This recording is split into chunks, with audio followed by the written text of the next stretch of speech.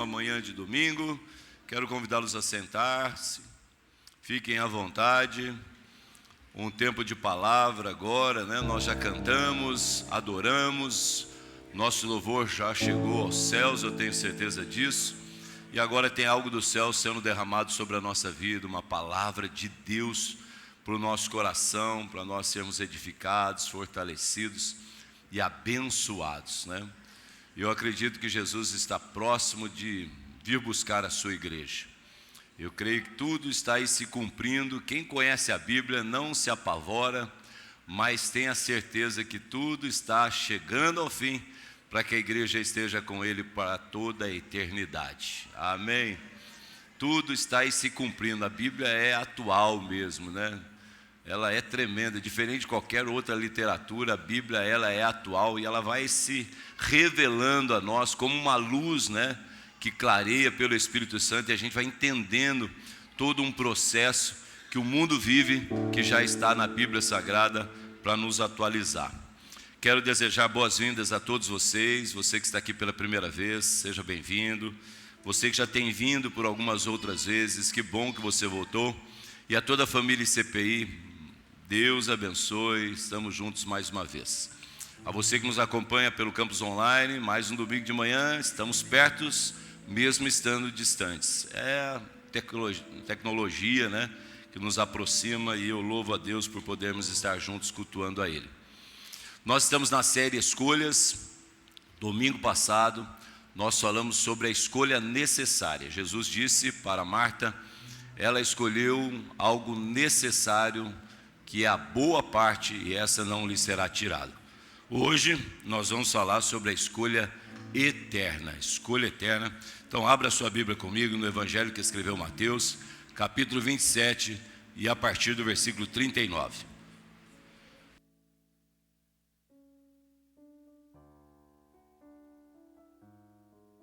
Mateus capítulo 27, versículo 39 em diante.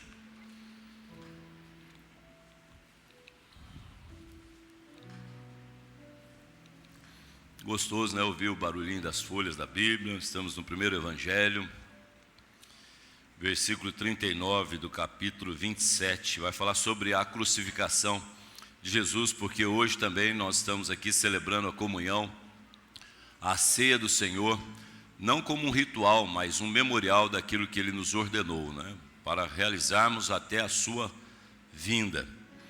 A partir do versículo 39, que fala sobre a crucificação de Jesus, diz assim o texto bíblico: os que passavam, aonde Jesus estava? Na cruz, crucificado. Então aqueles que passavam diante dessa cruz, então lançavam-lhe insultos, balançando a cabeça e dizendo: você que destrói o templo e o reedifica em 3 dias, salve-se, desça da cruz, se é o Filho de Deus. Da mesma maneira, os chefes dos sacerdotes, os mestres da lei e os líderes religiosos zombavam dele, dizendo: salvou os outros, mas não é capaz de salvar a si mesmo. E é o rei de Israel. Desça agora da cruz e creremos nele. Ele confiou em Deus, que Deus o salve agora, se dele tem compaixão, pois disse: sou o Filho de Deus. Igualmente o insultavam os ladrões que haviam sido crucificados com ele. Amém? Então hoje nós vamos falar sobre uma escolha eterna. Nós já falamos na escolha necessária, e hoje nós vamos falar de uma escolha eterna. E eu fiz uma pergunta aqui domingo. Na quinta-feira nós gravamos um vídeo, nós falamos sobre essa escolha, e hoje eu gostaria de confirmar isso.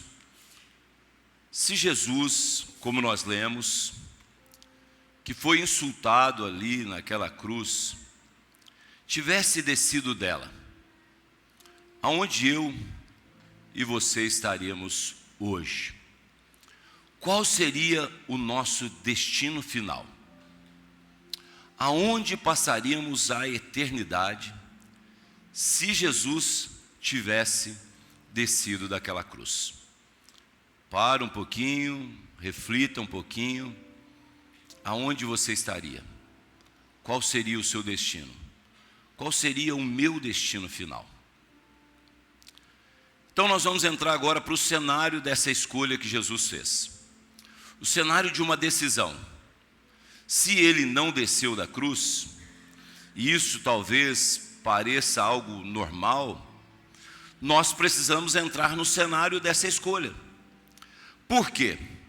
Porque quando nós conversamos, e até nós mesmos muitas vezes respondemos algumas perguntas: por que você fez isso? Por que você agiu dessa maneira? E às vezes a gente responde segundo o momento que nós estávamos vivendo.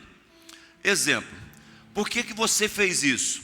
A resposta é: porque eu estava sendo pressionado. Muitas vezes as decisões e escolhas que nós fazemos são diante de algumas pressões. Estou sendo pressionado, eu estava sendo pressionado. Às vezes no trabalho, você tem que fazer isso. Não é do seu caráter como cristão fazer, mas muitos acabam escolhendo fazer por conta pressão. Eu estou no trabalho, sou pressionado a agir dessa maneira. Eu já ouvi isso. Talvez você já tenha respondido dessa maneira: olha, eu só fiz porque eu estava debaixo de uma pressão. E essa pressão, então, fez com que a escolha fosse essa. Outros vão responder que estavam diante de um momento difícil. Olha, eu estava passando por um momento muito delicado da minha vida, um momento delicado na minha família, um momento delicado nas minhas finanças, um momento delicado na minha saúde. Então eu escolhi diante daquele momento delicado, eu não tinha outra saída, e a minha escolha foi diante do momento que eu estava vivendo. Outros escolhem porque se sentiam solitários. Olha, parece que eu estou vivendo uma solidão. Ninguém olha para mim, ninguém conversa comigo, ninguém se importa comigo. E então eu tomei essa decisão e fiz essa escolha mediante ao que eu estava sentindo, ao meu emocional, ao meu sentimental. Eu estava me sentindo excluído, vazio, e então eu tomei essa decisão e fiz essa escolha. Talvez você já tenha falado isso, talvez você já tenha ouvido isso. A gente ouve muito quando a gente vai conversar com alguém que tomou algumas atitudes e fez algumas escolhas, e aí o argumento sempre: olha, eu fiz essa escolha mediante ao que estava acontecendo. Outros é porque faz parte de um grupo de amigos, né? Olha, eu estava naquele círculo de amizade e aí não teve como, então eu escolhi porque estava nessa situação, porque se eu não escolho dessa maneira eu seria excluído do grupo e eu não podia, porque esse grupo para mim é importante. E aí então eu escolhi mediante ao convívio social, minhas amizades, aquilo que eu achava interessante para mim. E aí muitas outras situações e muitos outros argumentos que a gente pode ouvir mediante escolhas. Eu escolhi mediante aquilo que estava acontecendo. Então nós precisamos entender também, se Jesus escolheu não descer da cruz, qual era esse cenário? Porque às vezes para mim parece impossível eu tomar uma outra atitude ou escolher de outra maneira diante do que eu estou vivendo. Agora, vamos ver como é que Jesus estava. Qual era o cenário desse momento em que ele está na cruz do Calvário? A gente precisa entrar nesse cenário para entender como foi importante essa escolha e como foi difícil essa escolha. É quinta-feira, Jesus então celebra a ceia junto com os seus discípulos, a última ceia, dá uma orientação aos seus discípulos, alerta um deles dizendo: olha, você vai me trair. Jesus diz isso para um dos seus que estava sentado à mesa e colocou a mão no prato, diz: olha, você vai me trair. Esse é o momento da quinta-feira, no momento de ceia, que Jesus está na comunhão com os seus discípulos, no partir do pão e no beber do cálice. Logo após esse momento, ele canta um hino e sai e vai para o Getsemane. E lá no Getsemane, Jesus está orando.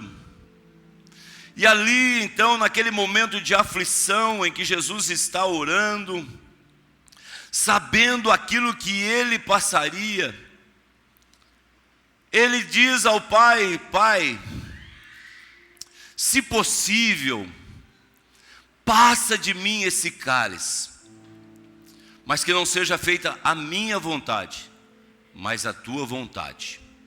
Terminou aquele período de oração, ele levanta e ele é então preso, porque um dos seus realmente o traiu.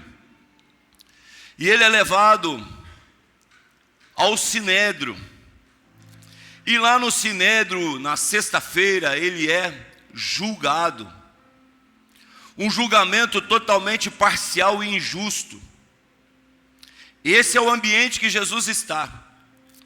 E quando ele é julgado num ambiente totalmente de injustiça, ele é condenado, trocado por um assaltante, Barrabás. A multidão liberta Barrabás e crucificam Jesus. E então ele é açoitado, terrivelmente açoitado, ferido, a sua carne foi ferida, terrivelmente ferida, sangue, sofrimento, terrível dor. Esse é o momento de Jesus. Às vezes a gente pensa, né, Jesus morreu e ressuscitou e não entra nesses detalhes. A gente passava aqui uma parte daquele filme, A Paixão de Cristo, impactava as pessoas, e alguns disseram: pastor, não passa mais não, porque a gente fica muito impactado com aquilo.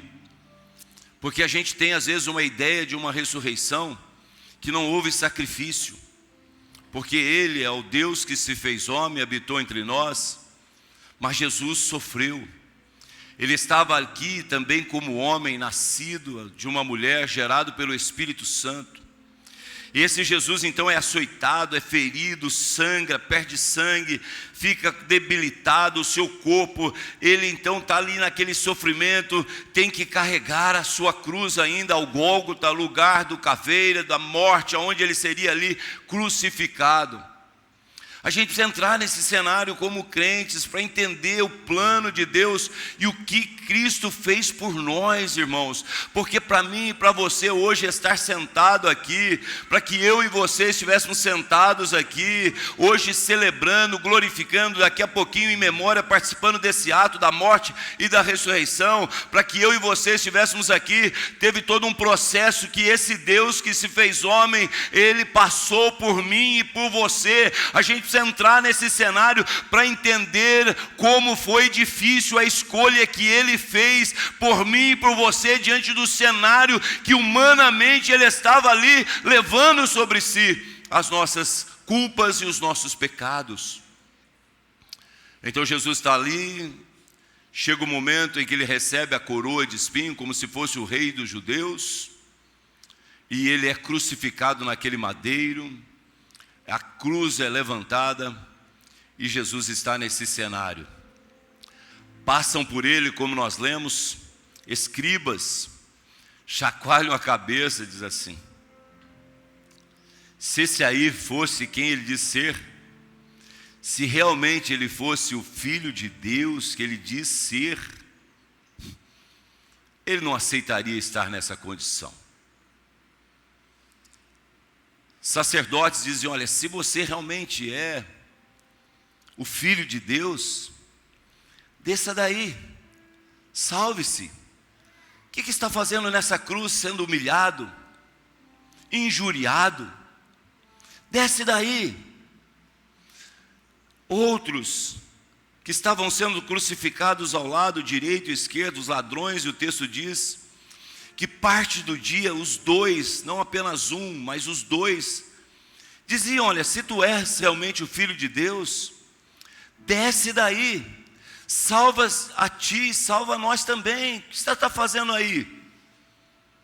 Imagina, meu irmão, eu e você, com poder para descer daquela cruz, porque esse Jesus que está sendo crucificado ali, é o mesmo Jesus que deu uma ordem para o vento: acalma-te diante de uma tempestade. e o vento imediatamente acalmou e trouxe calmaria para o mar diante de uma tempestade. Quem está sendo crucificado nesse cenário é esse Jesus, Edilson, que diz: acalma-te, e imediatamente o vento cessou, as ondas acalmaram e veio bonança. É esse Jesus que está nesse cenário. O Jesus que está nesse cenário da cruz do Calvário é aquele que diz assim: olha, o que temos aí para comer? Temos 5 pães e 2 peixinhos. Ele diz: dá aqui, traz para mim. E ele, abençoando, diz: olha, agora organize para que sentem e vocês comecem a distribuir. E todos saciaram, ainda sobraram 12 cestos cheios. Quem está nesse cenário, que está sendo injuriado, que está sendo zombado, que as pessoas balançam a cabeça e insultam, dizendo: desce daí, é esse Jesus que multiplicou pão e peixes e saciou a fome daquela multidão. Quem está nesse cenário da cruz do Calvário é aquele que ressuscitou o filho da viúva de Naim, que ressuscitou a filha de Jairo, aquele que ressuscitou Lázaro. Esse é o Jesus que está nesse cenário da cruz do Calvário, que tinha todo o poder para descer daquela cruz. Curou paralítico, cego, libertou oprimidos, endemoniados. É esse Jesus que está ali nesse cenário, com poder para descer daquela cruz, Moailson. Mas ele não desceu, e a escolha é difícil, que esse Jesus deveria tomar ali, era tenho poder para descer, mas eu não vou descer, porque há um povo, há uma humanidade que será resgatada pela minha missão aqui nessa terra. Aleluia, aleluia, aleluia. Há um povo que precisa dessa minha missão. Meu irmão, minha querida irmã, Jesus não desceu da cruz porque Ele olhou por mim e por você. Sabia que havia uma humanidade que estava destinada à perdição eterna, e incluía eu e você. Ele fez uma escolha nessa situação, nesse cenário, já olhando para esse 1º de março de 2026, vendo eu e você sentados aqui, dizendo que Ele é o Rei dos Reis, que Ele é o Senhor do Senhor, que Ele é eterno, Ele é glorioso, é poderoso, é gracioso, compassivo, e Ele nos salvou da perdição eterna. Aleluia! Nesse cenário Ele já me via e já te via como alguém que entenderia a sua escolha eterna, para que eu e você pudéssemos ter um destino mudado de eternidade. Que tremenda ação e escolha de Jesus, irmãos. Ele escolheu a mim e a você, por isso não desceu daquela cruz. Ele escolheu você aí que está na sua casa, você que está aí num quarto de hospital, você que está no seu local de trabalho. Ele escolheu você, por isso não desceu daquela cruz. Tinha todo o poder e autoridade para descer, mas glória a Deus. Aleluia, aleluia. Ele não desceu, irmãos, porque Ele escolheu que eu e você conheceríamos a sua graça. Vou repetir: Ele não desceu daquela cruz, porque Ele escolheu que eu e você, e todos aqueles que desejarem, conheçam a sua graça, o seu amor. Paulo escrevendo, Efésios capítulo 2, versículo 8. Pela graça, Lucas, Magdiel, William, Salomão, Débora, Raíssa, Patrícia, pela graça sois salvos, mediante a fé. Isso não vem de vós, é dom de Deus.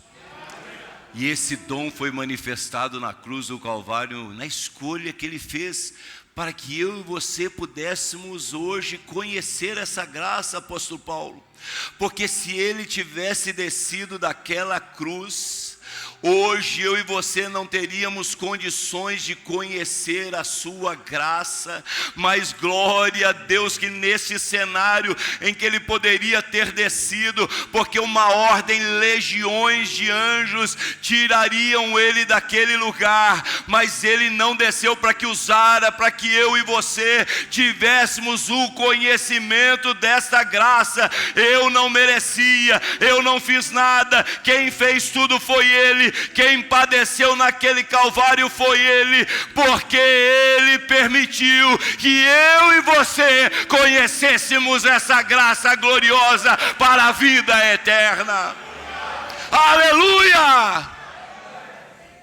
Isso é tremendo.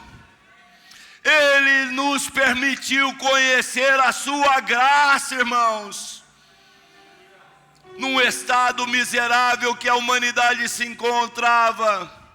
A luz veio a esse mundo, raiou e permitiu que eu e você tivéssemos também o conhecimento dessa luz. A luz veio ao mundo, aleluia, e quem o segue agora jamais andará em trevas. Isso é maravilhoso, irmãos. Quem tem esse conhecimento da luz é alguém que teve uma experiência com Jesus e conheceu a sua infinita graça. Então, nesse cenário todo de dor e sofrimento, Jesus escolheu se revelar em graça a mim e a você. Amém? Você está feliz por isso? Por ter conhecido a graça de Jesus? Aleluia. Algo que nós não fizemos nada para obter. Quem fez tudo foi ele. Que mesmo insultado, e olha, imagina nós sendo insultados numa condição que a gente tem poder para fazer. Insulta um juiz. O que ele vai dizer? Desrespeito à autoridade, voz de prisão. Insulta qualquer funcionário público, você pode ser detido. Há uma lei que dá esse direito. Vai num posto de saúde, ofende lá, desrespeita um funcionário. Tem uma lei que dá autoridade para lançar a gente na prisão. Agora imagina o Criador, o sustentador de todas as coisas. Aleluia. A criação zombando do Criador. E ele permaneceu calado, para que hoje a voz bradasse: vinde a mim. Oh, aleluia. Aleluia, aleluia, aleluia, aleluia, aleluia, aleluia. Oh, aleluia, aleluia, aleluia, aleluia, aleluia, aleluia. Ele calado para que hoje essa voz bradasse bem forte: vinde a mim, vós que estáis cansados e sobrecarregados, e eu vos aliviarei. Ele não desceu numa escolha eterna para que a graça dele fosse revelada a nós, simples, humildes, pequeninos, a Bíblia diz, mas que hoje conhecemos quem é esse Deus, porque ele se manifestou a nós. Hoje eu e você podemos nos relacionar com ele, porque hoje, justificados, nós temos paz com ele. Por quem? Por aquele que não desceu da cruz, por Jesus Cristo, o Filho de Deus. Ele pagou o preço do nosso resgate. Fez isso, irmãos, em obediência. Olha o que diz a Bíblia Sagrada, Filipenses capítulo 2, versículo 8. O apóstolo Paulo, que assim como eu e você, teve o privilégio de receber essa graça, de conhecer o autor da graça. Lá no caminho de Damasco, João Paulo, no capítulo 9 de Atos, Paulo teve esse encontro com a graça. Ela se revelou a ele, a luz raiou para ele. Porque Jesus não desceu daquela cruz. Então agora Paulo, que teve esse conhecimento da graça revelada a ele, assim como eu e você, ele vai escrever em Filipenses capítulo 2, versículo 8, ele diz assim: e ele, quem? Jesus Cristo, se humilhou, tornando-se obediente até a morte, e morte de cruz. Ele não desceu daquela cruz numa escolha em obedecer ao Pai na missão que ele havia recebido. Que missão que era essa, Estela? Deus amou o mundo de tal maneira, João 3,16, que enviou o seu Filho unigênito, para que todo aquele que nele crê não pereça, mas tenha vida. Mas tenha vida. Qual era a missão em que ele obedeceu? Que missão é essa que ele obedeceu?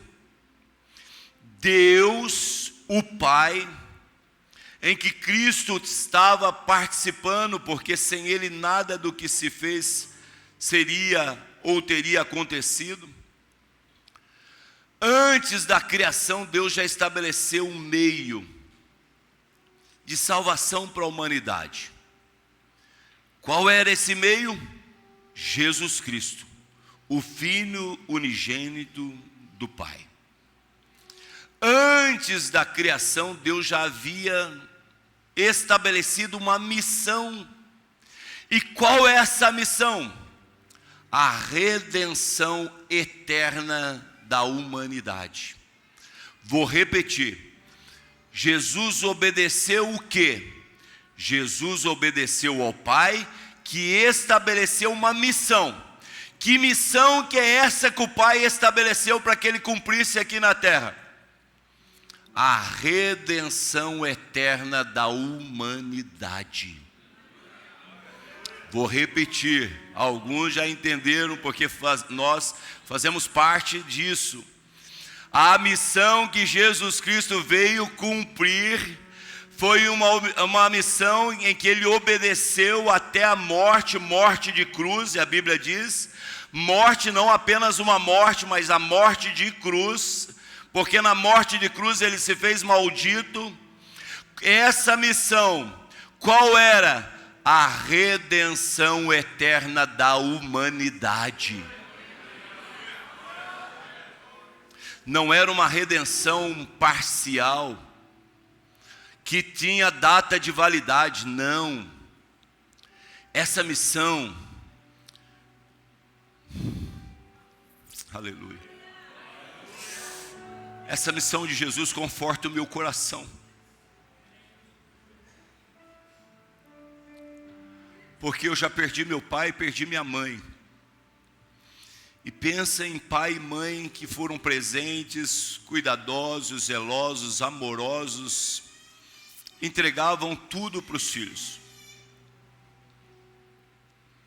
Eu os perdi. Humanamente os perdi. Para essa vida que é brevidade de vida, a Bíblia diz, ela passa rápido demais. Mas sabe o que conforta o meu coração? É porque ali na cruz do Calvário, quando Jesus não desceu, ele cumpriu a missão de obediência para a redenção eterna daqueles que creram nele como seu único e suficiente Salvador. Aleluia, para que todo aquele que nele crê não pereça, mas tenha o quê?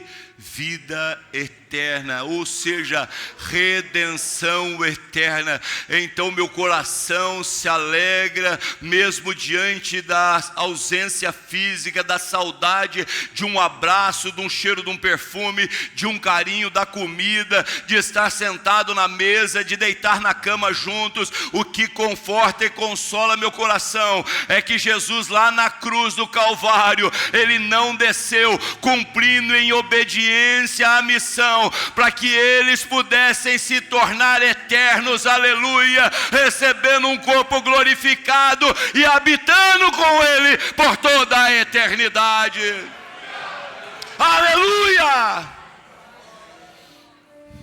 Porque alguns dizem que morreu, acabou, não existe mais nada após a morte. Muitos creem dessa maneira. Que triste e frustrante seria para nós quando, acompanhados por amigos, familiares, a gente vai levar aquela urna até a sepultura. Se fosse assim, e num lugar sombrio e solitário, pouco desejado, a gente deixasse ali alguém que na parceria com Deus gerou a nossa vida.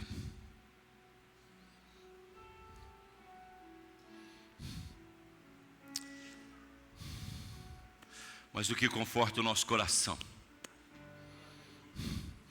é que quando nós vamos para aquele lugar, acompanhado de amigos, familiares, pessoas que choram conosco, e a gente deixa ali, nós deixamos, conforme a Bíblia diz, apenas um corpo que volta ao pó.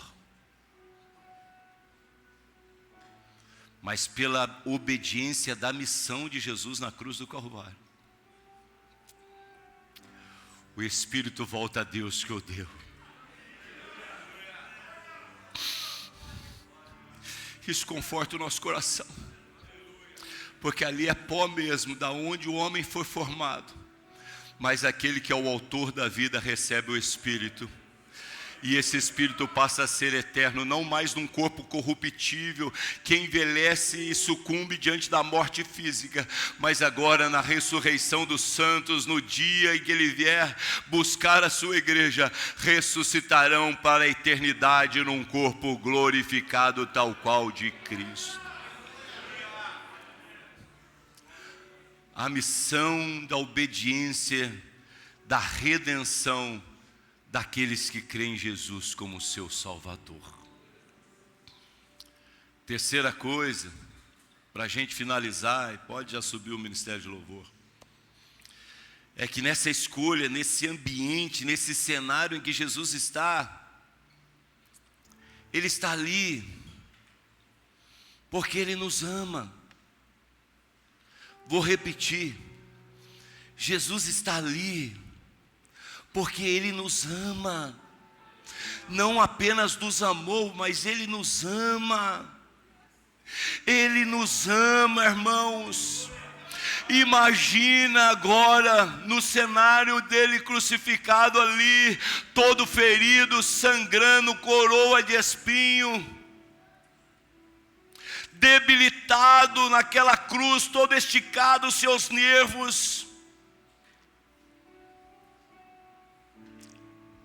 Esse Jesus está lá porque Ele nos ama. Romanos capítulo 5, versículo 8. Mas Deus prova o seu amor para conosco, em que Cristo morreu por nós. Eu estou nesse grupo. Eu tenho validado isso. Glória a Deus, mesmo não sendo perfeito. Mas eu quero validar isso, em que Cristo morreu por nós, quando ainda éramos pecadores. Prova de amor. Eu quero ilustrar mais ou menos assim. Aleluia. Jesus está ali com os cravos das mãos, cravos nos pés, coroa de espinho, irmão Salomão, e todo ferido pelos açoites que ele levou. Pedaços da sua carne foram arrancados. Naqueles açoites, Jesus está lá. E o sangue dele está o quê? Vertendo naquela cruz. O cenário é cruz, Jesus naquele ambiente, sangrando. Aleluia. Vai pegando aí, o Espírito Santo vai te revelando. Aquele sangue que foi vertido lá em Jerusalém, no Gólgota, lugar de caveira, ele tinha um endereço. Vai pegando aí. Ele tinha um endereço. Que endereço é esse? Que aquele sangue que estava sendo vertido lá no Gólgota. Que endereço que é esse, Edilson? Que endereço é esse, irmã Suzana? Que endereço é esse, Vandes? É o meu e o seu coração. Vou repetir, esse endereço é o meu e o seu coração. Esse endereço é o nosso coração. Por quê? Porque Ele nos alcançou e o seu sangue derramado, o endereço é o meu e o seu coração. Ele perdoa os nossos pecados, Ele nos purifica de todo o pecado. Então aquele sangue vertido lá na cruz do Calvário, o endereço é a mim, é a você, meu irmão. Esse sangue derramado é para perdão de pecados e nos dar o direito de redenção e vida eterna. Aleluia! Porque não havia um justo sequer, nenhum sequer, mas o sangue daquele que em tudo foi tentado. Porque quando Jesus estava na cruz, Júnior, em que eles passavam zombando, escribas, sacerdotes, soldados, e o povo chacoalhava a cabeça, sabe, daquele jeito, coitado desse miserável. Jesus estava sendo ali tentado. Ali era uma tentação, porque o inimigo sabia do poder de Jesus. Ele sabia quem era Jesus, ele conhecia Jesus, sabia da missão de obediência e o que Jesus havia vindo fazer em amor. Então não era uma provocação, não, irmãos. Não pensa que esse ato, Lucas, daqueles que passavam, olha, ou insultavam com palavras, era provocação. Não era. Era o inimigo usando todas as suas armas, as últimas possíveis, para dizer, vamos ver se ele vai resistir aí. Agora ele vai descer, porque em tudo a Bíblia diz que ele foi tentado, mas não pecou. A Bíblia diz que ele em tudo foi tentado, mas não pecou. E era a última cartada dele, do inimigo, usando ali aquelas pessoas. Eu vou insultar ele, provocar ele, porque eu preciso tentar ele a descer dessa cruz. Imagina você e eu, quando o sangue ferve. Jesus estava lá, sendo tentado. Ele vai dizer assim: Pai, Pai, Pai, perdoa-lhes, porque não sabem o que eles estão fazendo. Sabe por quê? Porque aquele sangue vertendo na cruz do Calvário tinha um endereço. O endereço é o coração daquele que confessa os seus pecados e se arrepende diante dele, o aceita como único e suficiente caminho e salvador. Esse tem a vida eterna.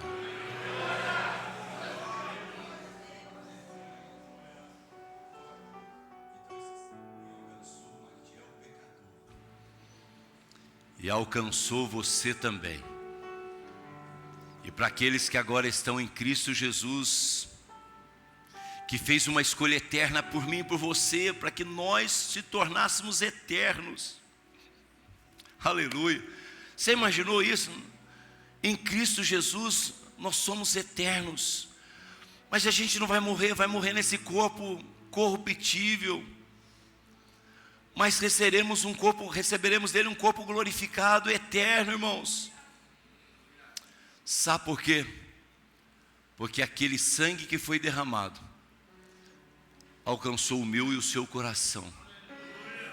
E Paulo vai dizer: nenhuma condenação há para aqueles que estão em Cristo Jesus, que não andam mais segundo a carne, mas agora andam em espírito. Ele não desceu da cruz por uma escolha eterna, por mim e por você. Quando alguém disser para você: está difícil, larga a mão. Você é tão jovem, Mariana, você fica atrás de igreja, religião. Você precisa curtir a vida, ela é tão rápida. Precisa sair mais, sair com as amigas. Fica numa família, marido, filhos, seu mundinho é esse. Larga a mão, você é jovem, vai curtir a vida. Você tem direito de ser feliz. Outros vão dizer assim: puxa vida, você não sai dessa situação mesmo, hein? Parece que você está num atoleiro. Você gira e não sai do mesmo lugar. Desista. Puxa vida, parece que as coisas estão tão complicadas para você. Você parou de ser aquela pessoa que frequentava os nossos ambientes. Agora é igreja, mais igreja, um dia é escola bíblica, um dia é grupo de vida, um dia é ensaio, outro dia é culto, um dia é você participando de um evento aqui, outro lá. O que é isso? Larga a mão, desista disso. Tentando fazer com que você perca o que Jesus fez por você e por mim. Ele escolheu a eternidade com Ele. Então, quando alguém disser isso para você, diz: não, eu sou feliz. Mas você não sai, você não vai para a balada, você vive esse casamento, você vive nessa família, você vive nessa igreja, só fala de...